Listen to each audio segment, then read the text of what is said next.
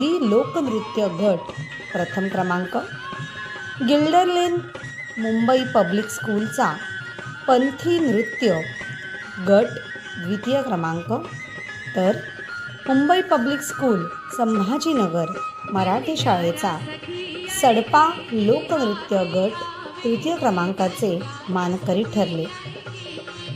पथनाट्यामध्ये पूनमनगर शाळेच्या संघाने व्यसनमुक्ती काळाची गरज, धामणगाव मराठी शाळेच्या संघाने नवीन शिक्षण धोरण गुणवत्ता विकास, तर मेघराज शेट्टी मार्ग महानगरपालिका उर्दू शाळेने मेरी पृथ्वी मेरा भविष्य हे पथनाट्य सादर केले.